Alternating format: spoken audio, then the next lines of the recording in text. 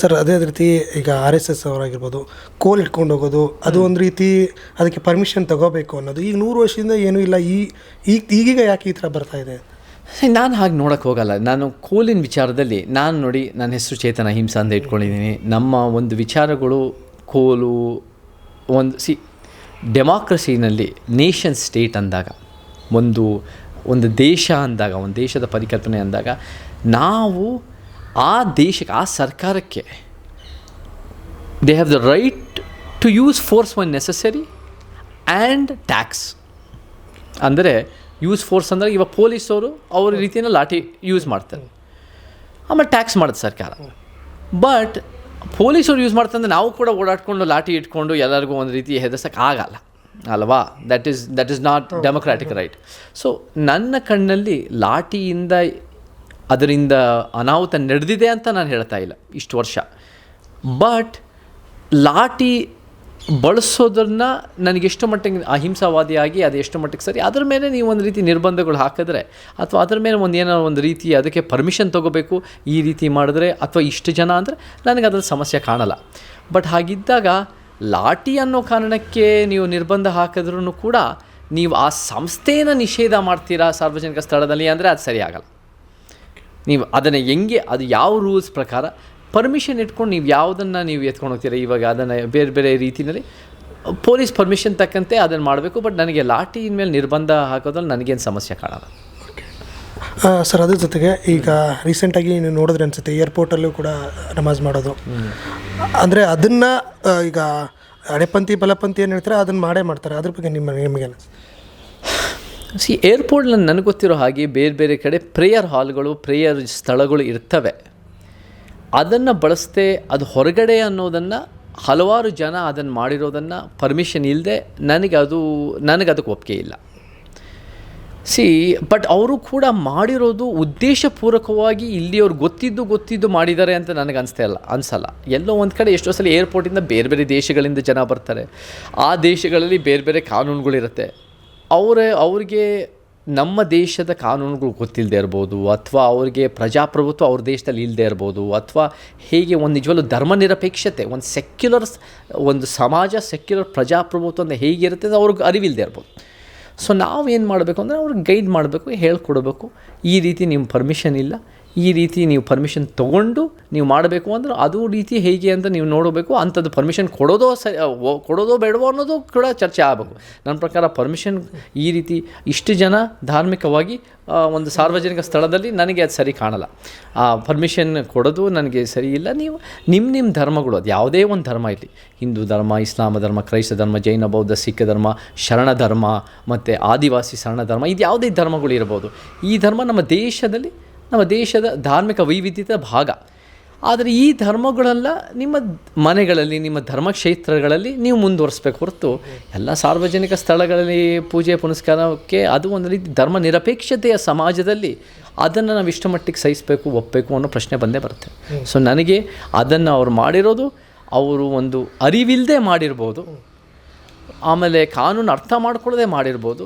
But ಅದಕ್ಕೆ permission ಅನ್ನೋದನ್ನು ನಮಗೆ ಕೊಡೋದಕ್ಕೆ ನನಗೆ ಸರಿ ಕಾಣಲ್ಲ. ಅವ್ರು ಪರ್ಮಿಷನ್ ಅಂತೂ ತೊಗೊಂಡಿಲ್ಲ. ಬಟ್ ಅವ್ರಿಗೆ ಗೈಡ್ ಮಾಡಬೇಕು, ಹೇಳ್ಕೊಡ್ಬೇಕು, ಒಳ್ಳೆಯ ರೀತಿ ಕಾನೂನು ಪ್ರಜಾಪ್ರಭುತ್ವ ಏನು ಅಂತ ನಾವು ಹೇಳ್ಕೊಡ್ಬೇಕು. ಇದನ್ನು ಒಬ್ಬರು MLA ಅವರು ಸಮರ್ಥಿಸ್ಕೊಂಡಿದ್ದಾರೆ ಸರ್. ಏನು ಅಂದರೆ ನಾಮ ಹೊಡೆದು ತಿಲಕ ಇಟ್ಟು ಗಂಟೆ ಹೊಡೆದು ಅವರೇನು ತಟ್ಟೆ ಹಿಡ್ಕೊಂಡು ಬಂದಿಲ್ಲ ಅಂತೇಳ್ಬಿಟ್ಟು ಸಮರ್ಥಿಸ್ಕೊಳ್ತಾರೆ. ನಮಗೆ ಪ್ರಜಾಪ್ರಭುತ್ವದಲ್ಲಿ ಬೇರೆ ಬೇರೆ ಮಾತುಗಳು ಹೇಳ್ತಾರೆ. ಬೇರೆ ಬೇರೆ ಮಾತುಗಳು ಹೇಳೋಕ್ಕೂ ಹಕ್ಕಿದೆ. ಬೇರೆ ಬೇರೆ ಮಾತುಗಳು ಹೇಳಿದಷ್ಟು ನಮಗೆ ಪ್ರಜಾಪ್ರಭುತ್ವ ಬೆಳೆಯುತ್ತೆ. ಆ ವ್ಯಕ್ತಿಯ ತಲೆಯಲ್ಲಿ ಏನಿದೆ ಅಂತ ನಮಗೂ ಕೂಡ ಅರ್ಥ ಆಗತ್ತೆ. ನಮಗೆ ಅವ್ರು ಹೇಳಿದ್ದಾರೆ ಅಂದಮೇಲೆ ಅವರ ವಿಚಾರ ಆಗಿದೆ, ನಮ್ಮ ವಿಚಾರ ಆಗಿರಲೇಬೇಕು ಅಂತ ಏನಿಲ್ಲ. ಅದರ ಪರನೋ ವಿರೋಧ 1-2 ಅಂಶಗಳು ತೊಗೋಬೋದು ಅಥವಾ ಬೇರೆದಿರ್ಬೋದು. ಬಟ್ ನಮಗೆ ಬೇರೆ ಬೇರೆ ಆಲೋಚನೆಗಳು, ಬೇರೆ ಬೇರೆ ವಿಚಾರಗಳು, ಬೇರೆ ಬೇರೆ ವ್ಯೂ ಪಾಯಿಂಟ್ಸ್, ದೃಷ್ಟಿಕೋನಗಳು ಬಂದಷ್ಟು ನಮಗೆ ಪ್ರಜಾಪ್ರಭುತ್ವನೇ ಬೆಳೆಯುತ್ತೆ.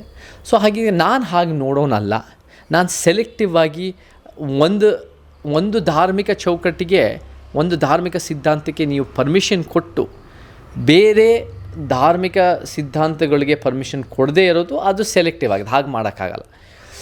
ನೀವು ಎಲ್ಲ ರೀತಿ ಈಕ್ವಿ ಡಿಸ್ಟೆಂಟಾಗಿ ಡಿಸ್ಟೆಂಟಾಗಿ ಮೇಂಟೈನ್ ಮಾಡಬೇಕು. ಅಂದರೆ ಧರ್ಮ ನಿರಪೇಕ್ಷತೆ ನಿಜವಾದ ಸೆಕ್ಯುಲರಿಸಮ್ ಏನು ಅಂದರೆ ಅದು ಸರ್ಕಾರಗಳಿಗೂ ಧರ್ಮಗಳಿಗೂ ಪ್ರತ್ಯೇಕತನ.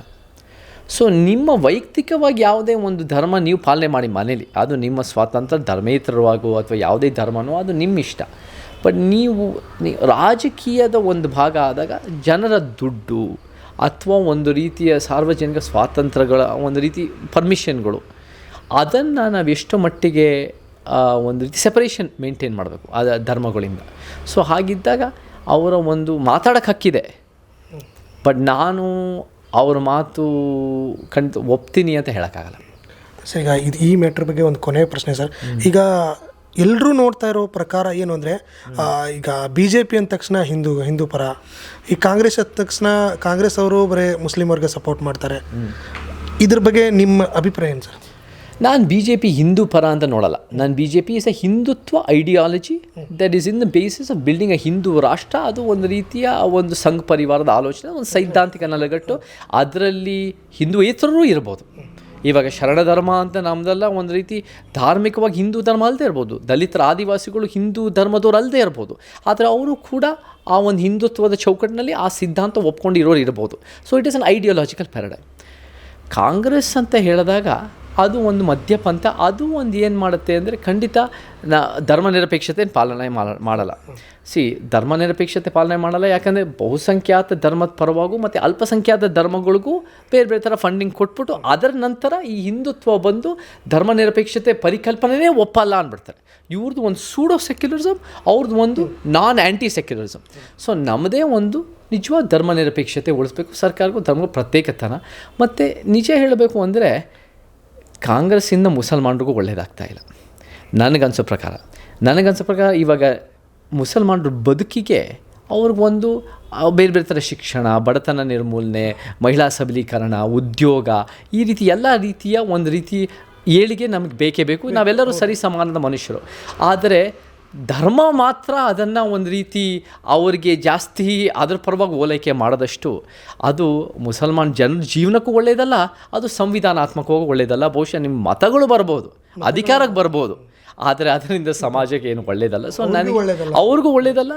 ಅದು ಒಂದು ಪ್ರಜಾಪ್ರಭುತ್ವ ಸಂವಿಧಾನದ ವಿಚಾರನೂ ಎತ್ತು ಹಿಡಿತಾ ಇಲ್ಲ. ಸೊ ಇವೆರಡೂ ಕೂಡ ಈ ಸಿದ್ಧಾಂತಕ್ಕೂ ಈ ಯಥಾಸ್ಥಿತಿ ಮನುವಾದ ಕಾಂಗ್ರೆಸ್ ವಾದನೂ ನಾವು ಒಪ್ಪಲ್ಲ, ಅವರು ಕೂಡ ಸಂವಿಧಾನವಾದ ಅಲ್ಲ. ಹಿಂದುತ್ವ ಅನ್ನೋದು ಕೂಡ ಹಿಂದೂಗಳಿಗೆ ಅನ್ನೋಕ್ಕಿಂತ ಅದು ಒಂದು ಬಲಪಂಥೀಯ ಸೈದ್ಧಾಂತಿಕ ಹಿಂದೂ ರಾಷ್ಟ್ರ ಮತ್ತು ಹಿಂದುತ್ವದ ಪರಿಕಲ್ಪನೆ.